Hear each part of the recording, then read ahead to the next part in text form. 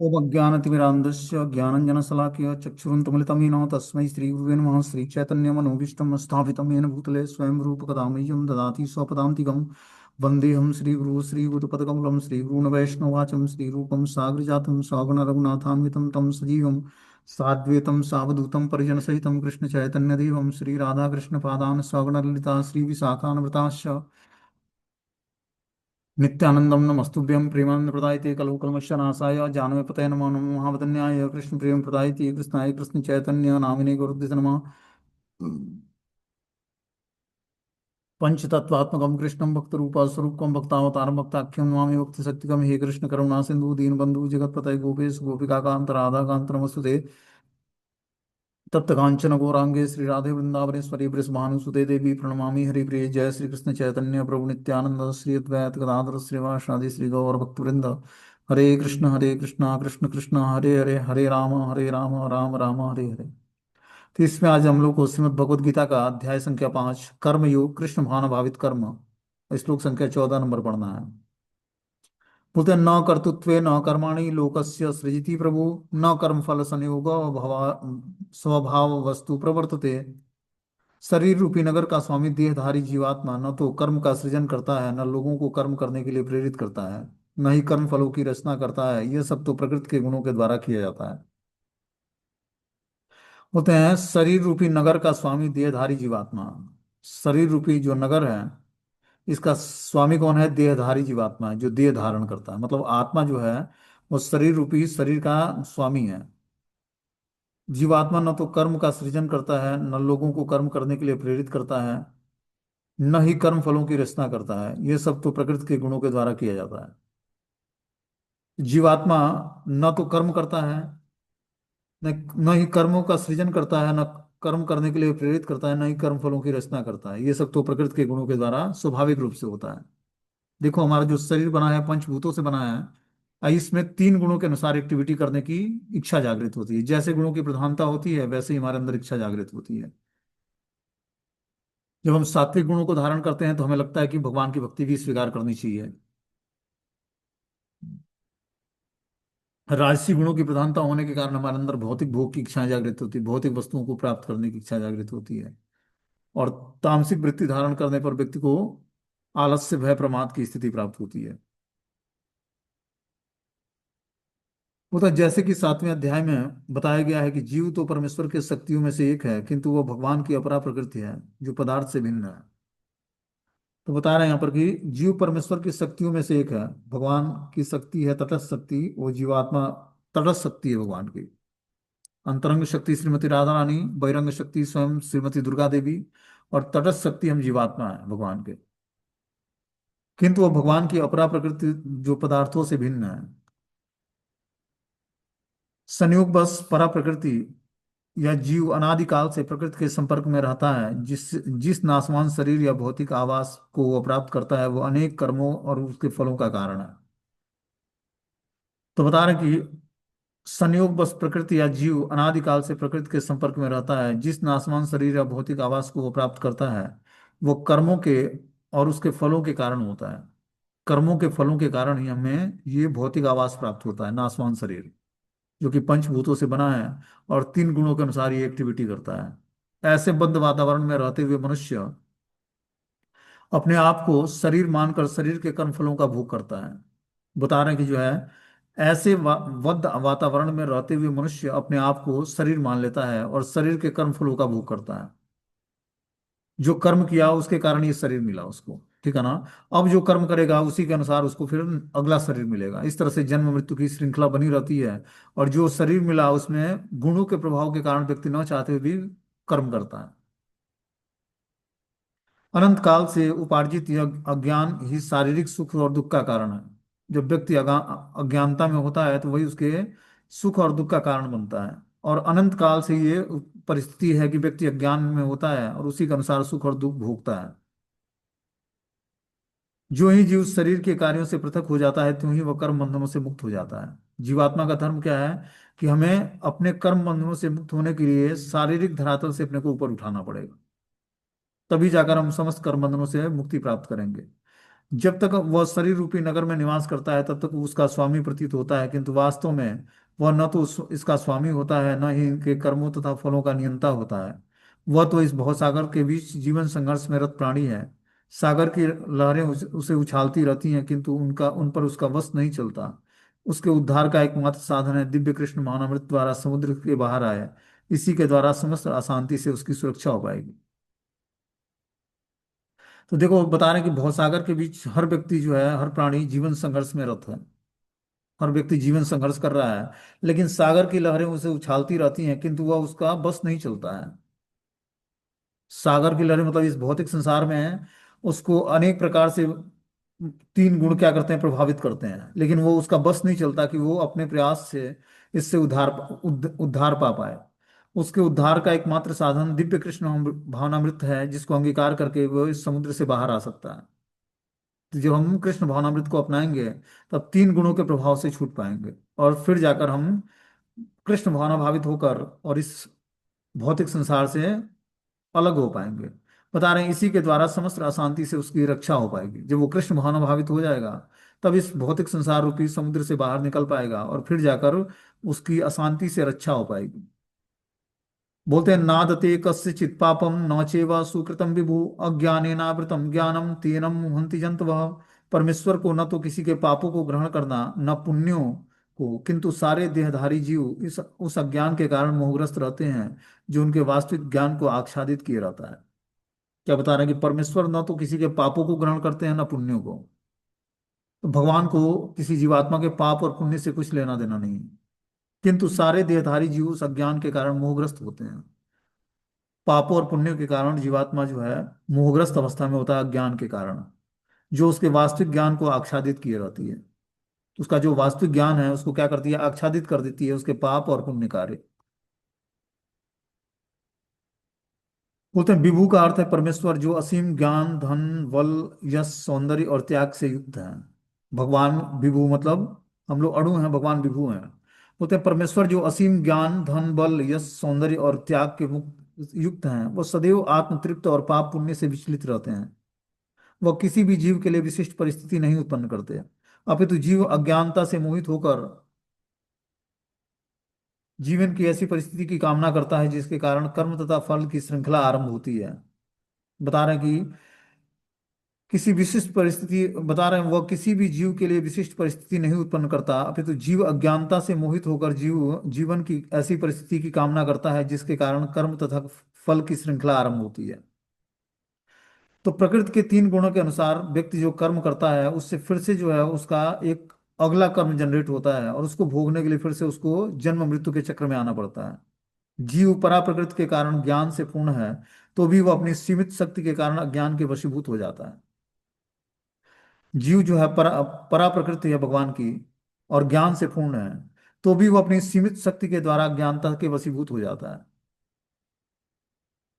तो अज्ञानता के वशीभूत क्यों होता है? जब व्यक्ति भगवान की भक्ति को स्वीकार करता है, तब उसके अंदर पूर्ण ज्ञान जागृत होता है, और पूर्ण ज्ञान से ही वो अज्ञानता रूपी संसार को पार कर पाता है।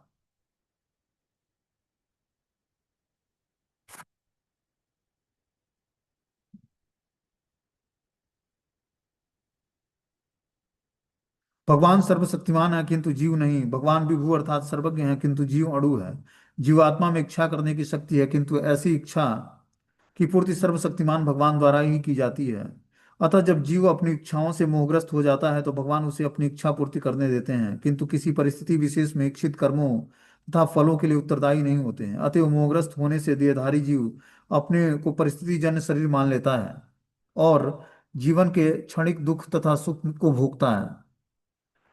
बता रहे हैं कि जब जीव अपनी इच्छाओं से मोहग्रस्त हो जाता है, तो भगवान उसे अपनी इच्छा पूर्ति करने देते हैं। परिस्थितिवश जीवात्मा भगवान से विमुख होकर इस भौतिक संसार में मोहग्रस्त हो जाता है, और इच्छा अनुसार उस मोहग्रस्त अवस्था में परिस्थितियों के अनुसार कर्म कर्म और फलों का उत्तरदायी होता है। जैसा कर्म करता है उसी तरह उसको फल मिलता है। परिस्थिति विशेष में इच्छित कर्मों तथा फलों के लिए उत्तरदायी स्वयं होता है। अतएव मोहग्रस्त होने से देहधारी जीव अपने को परिस्थिति जन्य शरीर मान लेता है, और जीवन के क्षणिक दुख और सुख को भोगता है।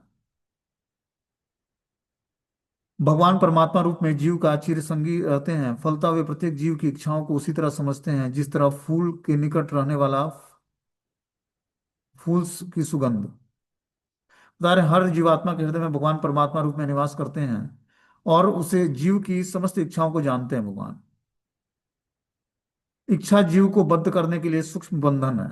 इच्छा ही जीवात्मा को क्या करती है, बंधन में डालती है। भगवान मनुष्य को योग्यता के अनुसार उसकी इच्छाओं को पूरा करने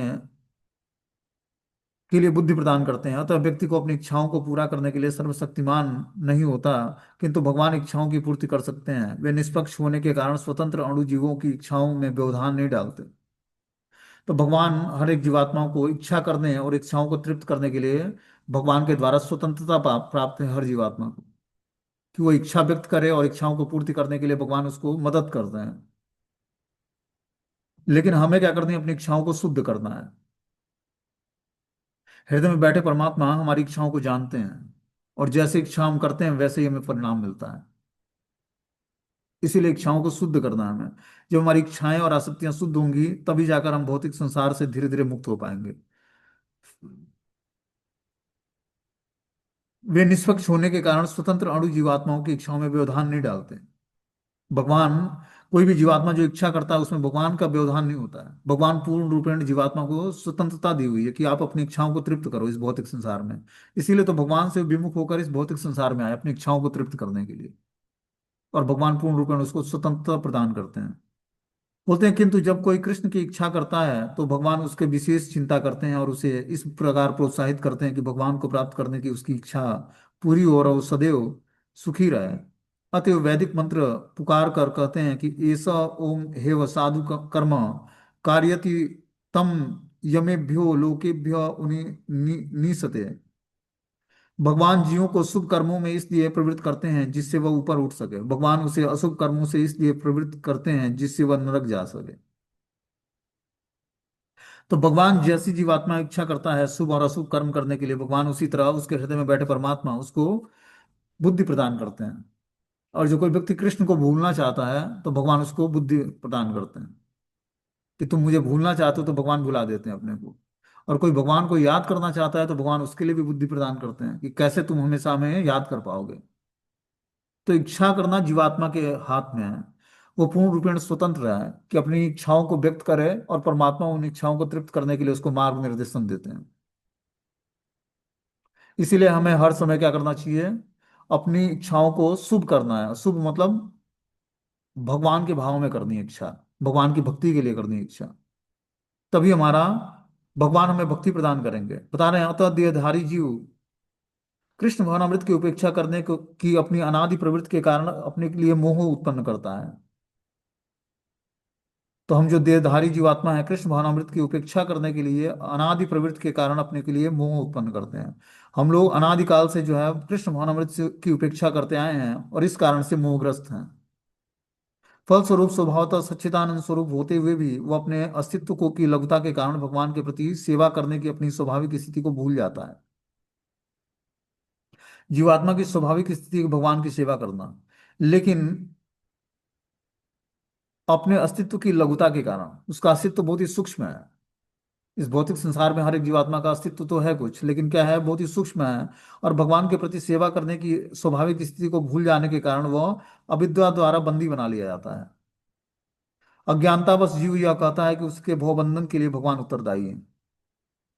भगवान ने स्वतंत्रता क्या दी, जीवात्मा को इच्छा करने की और इच्छा अनुसार कर्म करने की। तो वो भगवान दोषी कहाँ हुए, जो व्यक्ति जैसा कर्म करता है उसी तरह उसको परिणाम मिलता है। इसमें भगवान का कोई रोल ही नहीं है। भगवान पूर्ण रूपेण स्वतंत्रता दिया जीवात्मा को कि आप जैसी इच्छा करोगे उसी तरह भगवान में हृदय में बैठे परमात्मा आपको निर्देश देंगे, दिशा निर्देश देंगे। हाँ, एक बार समझाएंगे अवश्य कि ये कार्य गलत सोच रहे हो, गलत कर रहे हो। लेकिन जब तक आध्यात्मिक शक्ति नहीं होगी तब तक आप उसको क्रिया में नहीं ला सकते हो। इसीलिए अपनी इच्छाओं को हमें शुद्ध करना है, क्योंकि आध्यात्मिक शक्ति भी नहीं है और इच्छा भी गलत हम करते हैं। तो इससे क्या होता है, और हरासमेंट होता है। हमारी इच्छाओं को तृप्त करने के लिए हमें जबरदस्ती ना चाहते हुए हम गलत कार्य करने के लिए मजबूर हो जाते हैं, क्योंकि हमारी इच्छा प्रबल हो जाती है। और इच्छा प्रबल होते ही जैसे हमारे मन में इच्छाएं उत्पन्न होती हैं वैसे ही बुद्धि कार्यरत हो जाती है और इंद्रियों के द्वारा करा लेती है, क्योंकि इंद्रियों में आध्यात्मिकता नहीं है।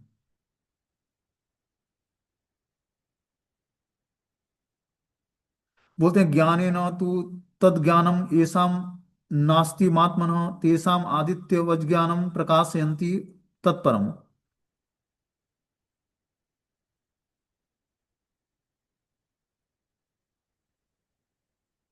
किंतु जब कोई उस ज्ञान में प्रबुद्ध होता है जिससे अविद्या का विनाश होता है तो उसके ज्ञान से सब कुछ उसी तरह प्रकट हो जाता है जैसे दिन में सूर्य के से सारी वस्तुएं प्रकाशित हो जाती हैं।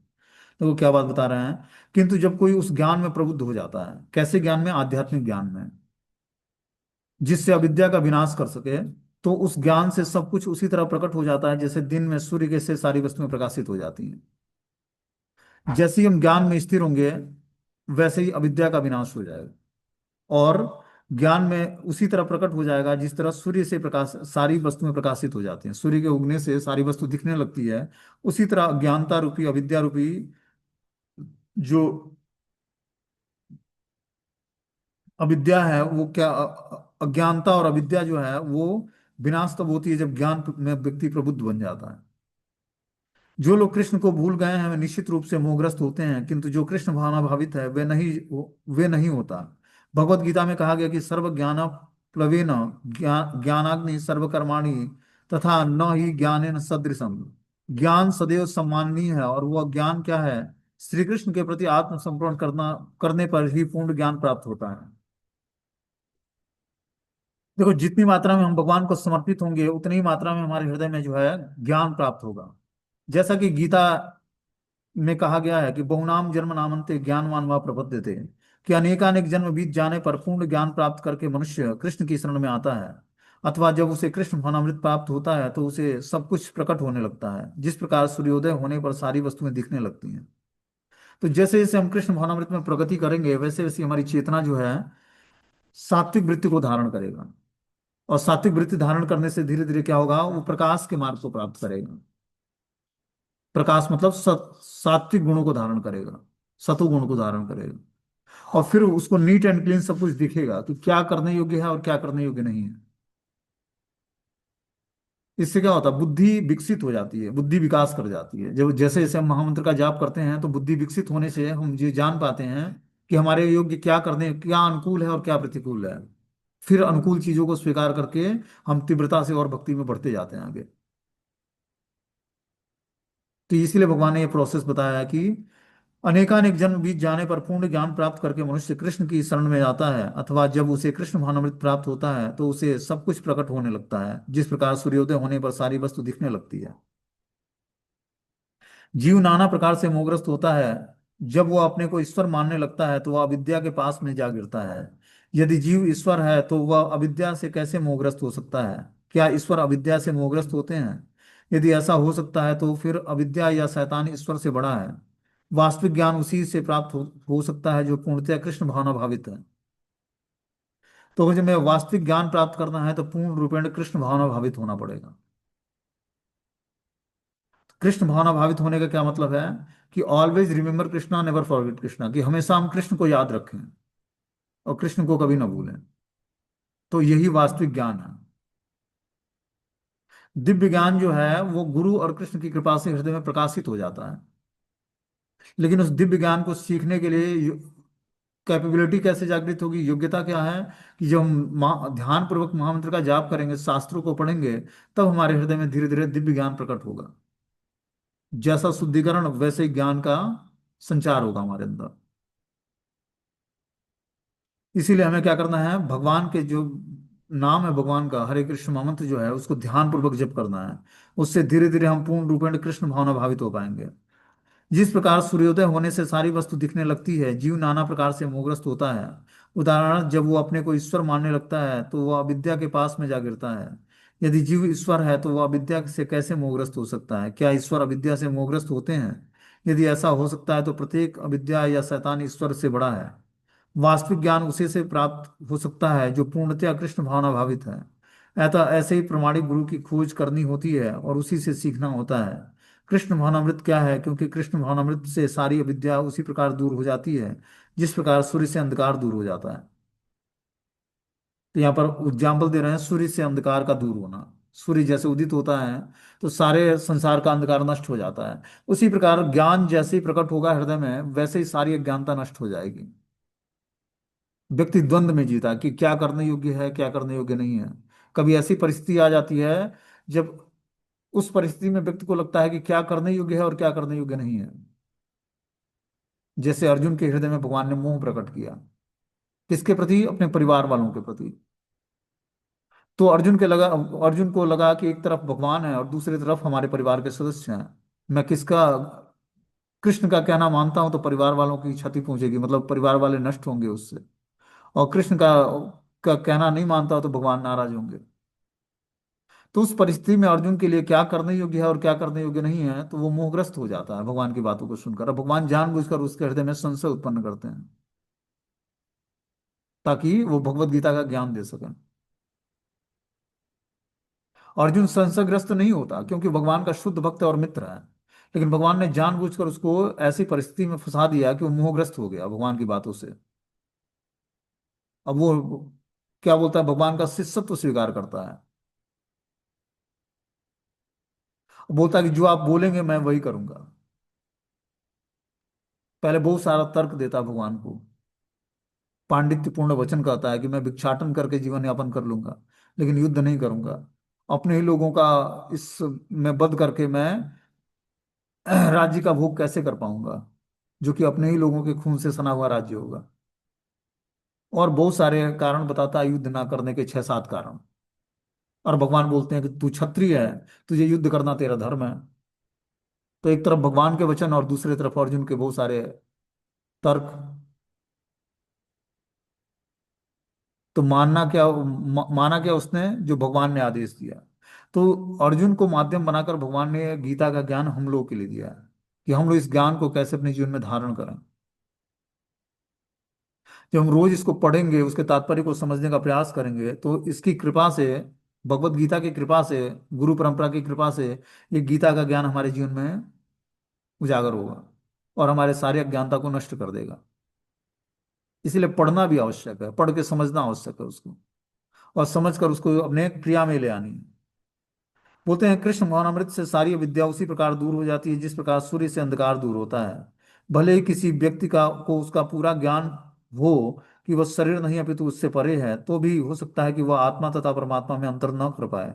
किंतु यदि वह पूर्ण प्रमाणिक कृष्ण भावनाभावित गुरु की शरण में ग्रहण करता है, तो वह जो कुछ जान सकता है वह ईश्वर के प्रतिनिधि से भेंट होने पर ही ईश्वर तथा ईश्वर के साथ अपने संबंध को सही सही जाना जा सकता है।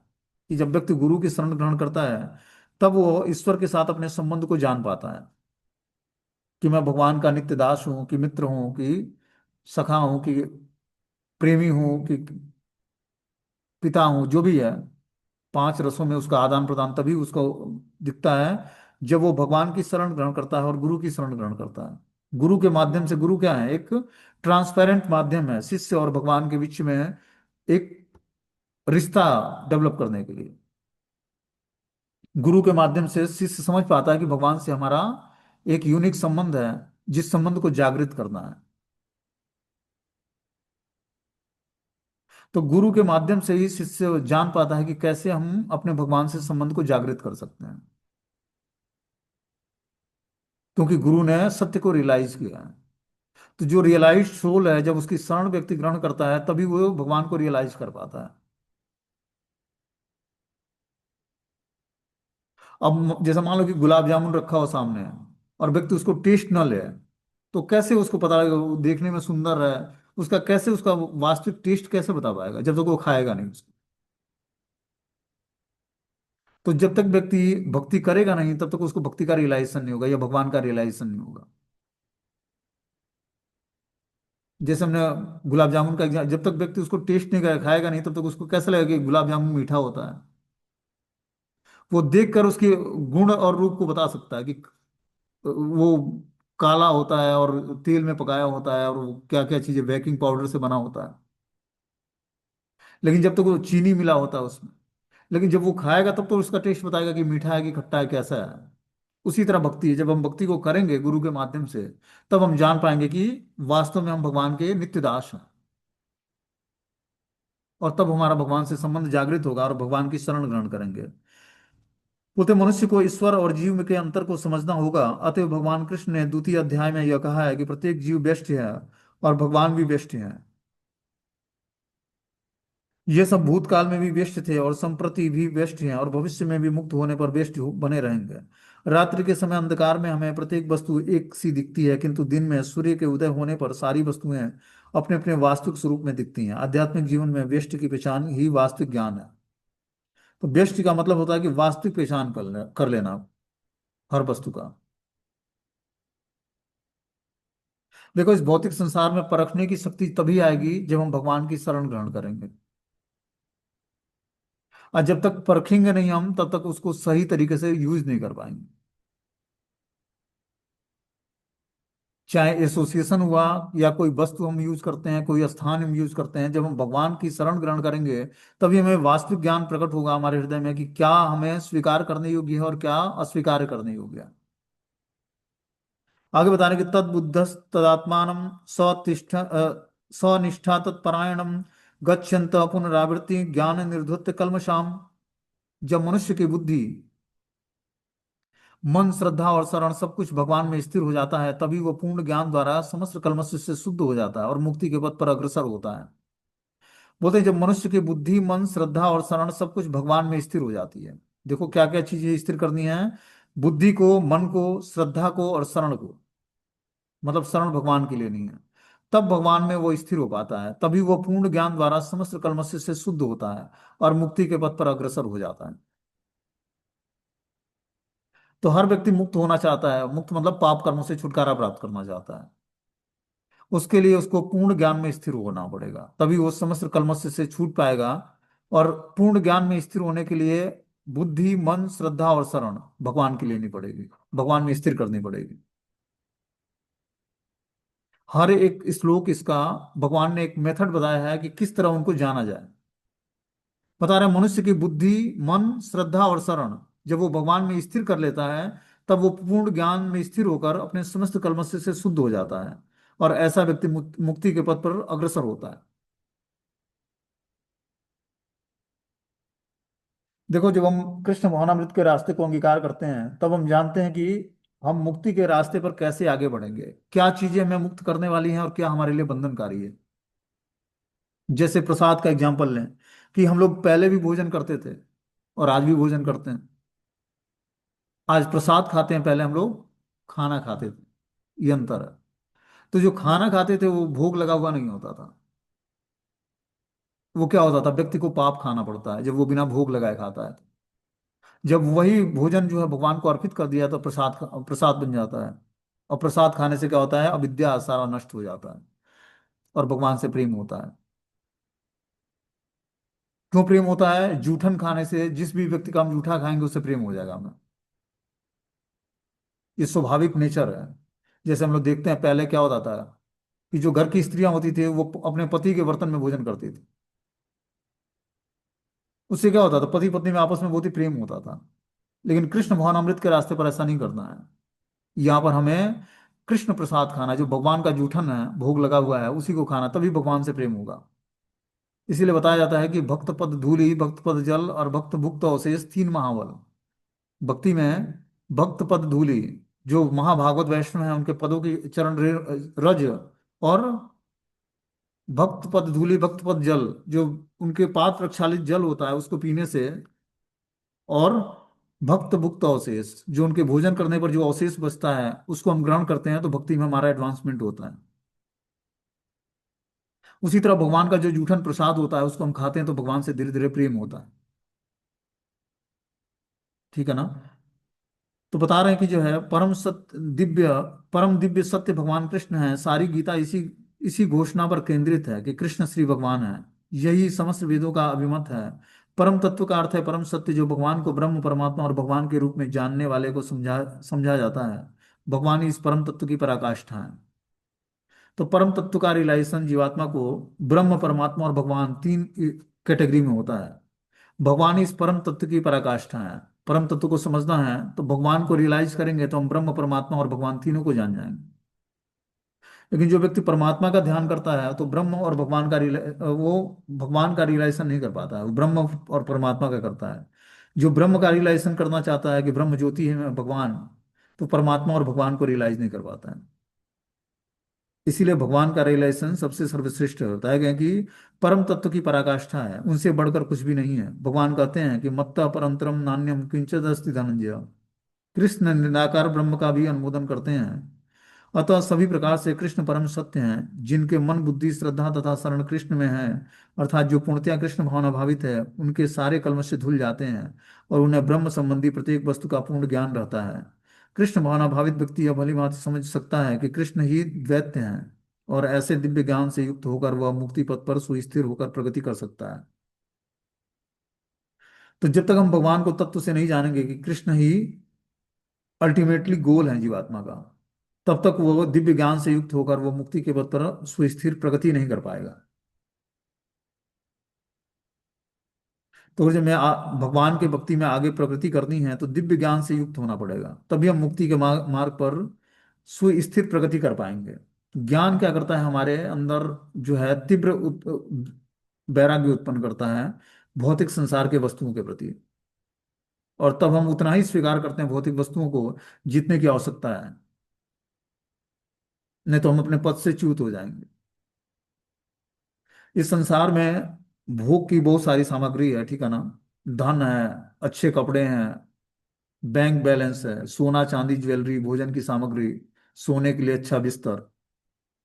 लेकिन इन सब चीजों का उतना ही उपयोग करना है जितना कि हमारे शरीर और आत्मा को बनाए में रखने में सक्षम हो।